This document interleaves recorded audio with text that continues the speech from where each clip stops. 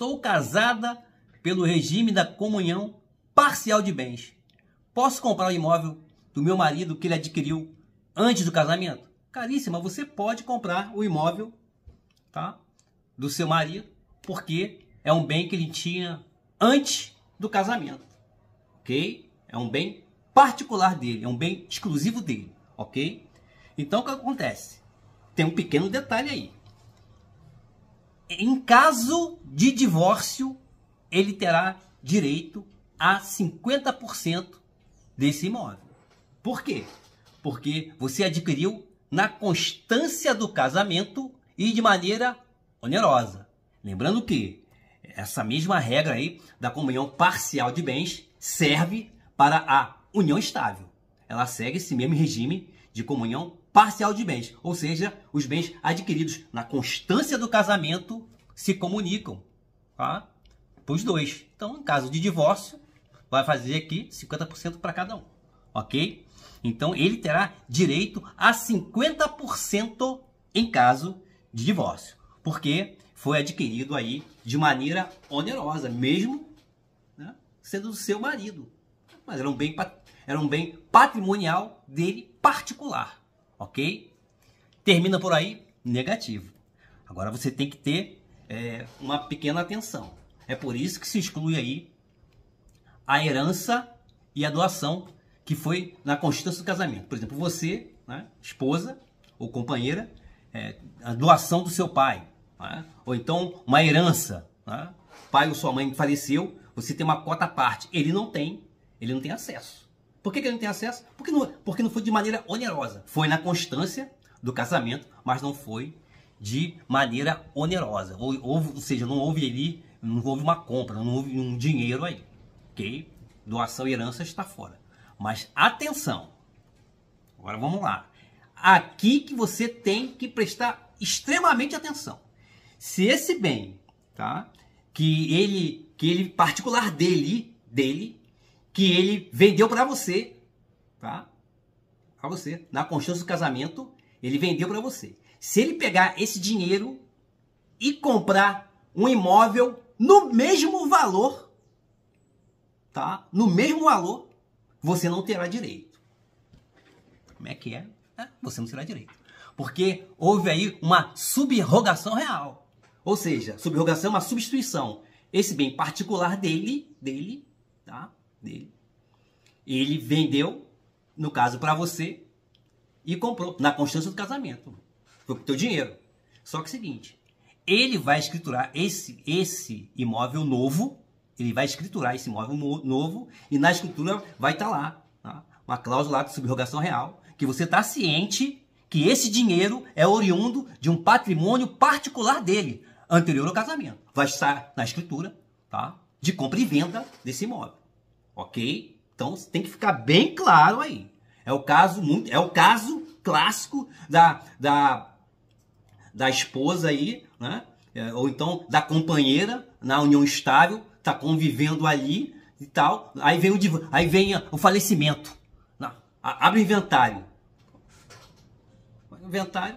Não, mas esse imóvel aqui vai questionar. Eu tenho direito a esse imóvel. Os herdeiros vão dizer, não, mas esse imóvel aqui, através do advogado especialista em inventário, vai dizer o seguinte, não. A origem desse patrimônio que ele comprou na constância do casamento é particular. Ok? Então, ele comprou realmente na constância do casamento, mas a origem dele, origem particular, é um bem subrogado.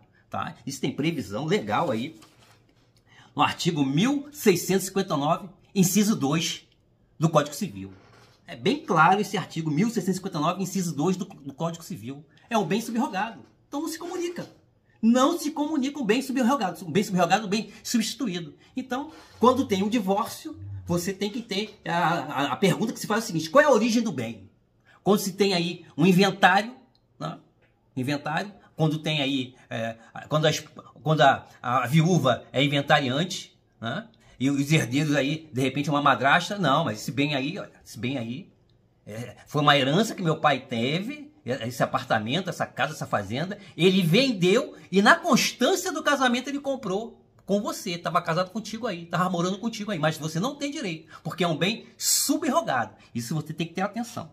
Agora veja, se esse bem que você comprou dele, e com esse dinheiro ele comprou um apartamento, por exemplo, ele deu aí nesse apartamento 60%, e vocês dois ali juntando ali, ele complementou com 60%, vocês juntaram ali 40%, aí comprou o apartamento. Ah, esse 40% aí é seu? Não, metade é dele, metade é seu, ok? Isso vai ficar bem claro com a imagem, tá? Então se atentem para a subrogação real. A subrogação é uma substituição. Ele pegou um patrimônio dele, particular dele, tá?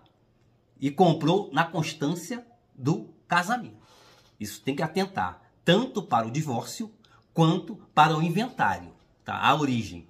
Aí vamos ver se ela herdeira ela não vai ser. Vamos ver se ela, dependendo do regime de bens aí, se ela vai ser aí herdeira, tá? Se vai concorrer ou não com os herdeiros. Então vamos lá. Então vamos ver agora no exemplo para ficar mais claro. Tá lá. João tem um apartamento, tá? Maria mora com os pais. São namorados, tá? Namoram aí há 5 anos. Tá tranquilo, tá favorável. Decidem se casar. Qual o regime? Parcial de bens. Serve tanto para a união estável. Tá tranquilo. O regime de casamento significa o quê? Tudo que se tem antes do casamento pertence ao dono, ou seja, não se comunica. A não ser se o casamento fosse em regime de união universal, tá? De bens. Aí se comunicava. Nesse caso aqui, parcial de bens. O que você tem antes é seu. Tanto do João quanto da Maria. Antes é seu, tá? E tudo que foi adquirido durante o casamento é de ambos, tá? De ambos. Bom, João vendeu seu apartamento para comprar outro imóvel. Apartamento comprado. Teve a participação da Maria aí? Não, não teve a participação da Maria. Ah, então, esse bem aí é subrogado, tá? Por quê? Porque foi comprado integralmente com o dinheiro dele. Agora veja, outra situação. Se o imóvel que ele comprou aqui, né, veja, vamos lembrar antes, ele tem que estar na cláusula da escritura pública desse imóvel, tá, a cláusula de subrogação, e ela tem que assinar, que ela está ciente que o dinheiro que ele comprou esse imóvel integralmente foi oriundo de um apartamento que ele já tinha antes do casamento. Agora vamos para essa segunda situação aqui, em que ela contribuiu. Então, se ela contribuir, aí com 40%, eles juntaram 40%, ele já tinha 60% da venda, né, da venda do apartamento, independente se foi ela que comprou ou não. Então juntou 100% e comprou o apartamento. Matrícula do imóvel possui a seguinte cláusula: 60% desse imóvel foi pago por meio de um valor subrogado do comprador João, conforme artigo 1659, inciso 2 do Código Civil. Vai ter que estar claro lá. E ela vai ter que assinar, porque ela sabe a origem desse bem. Era um patrimônio dele, particular dele. Ela sabe disso. Vai ter que ter essa cláusula lá, tá? Muito bem claro na matrícula do imóvel. Ok? Vai estar lá. Então vamos lá. Divórcio. Tá? Comunhão parcial de bens. Tá. Vamos ver aqui o que pertence. Aí o advogado ali. Os advogados vão analisar ali. Cada um com seu advogado, ou um advogado com os dois, vão analisar. Qual é a origem desse patrimônio aí? Olha, 60% foi o imóvel que eu vendi. Não importa se foi para Maria, não importa se foi para terceiro. 60% é meu, porque eu subroguei. Tá na escritura. Tá lá, pega a matrícula. Escritura de compra e venda, tal, e vem a matrícula. Na matrícula vai estar dizendo lá, tá? Valor subrogado. Tá lá. Tem a cláusula lá que está dizendo lá. 60% desse imóvel foi pago por meio de um valor subrogado do comprador João, porque ele tinha esse valor. Tá? Ele vendeu. Não importa se é para Maria. Vamos lá. Apenas 40% que eles vão fazer o quê? Ameação. Tá? É divórcio. Tá? Ameação aí. Vamos dividir. Vamos dividir aqui. Então o que acontece? Esses 40% que ela e ele complementaram para dar 100% para compra, esses 40% vão ser divididos. Os 60% nem pensar. Por quê? Porque é um bem subrogado de João. Se ele comprou, se ele foi herança, se foi... não importa. É dele, é um bem particular. 60% é intocável. Não tem nem que discutir aqui, é indiscutível. 40%.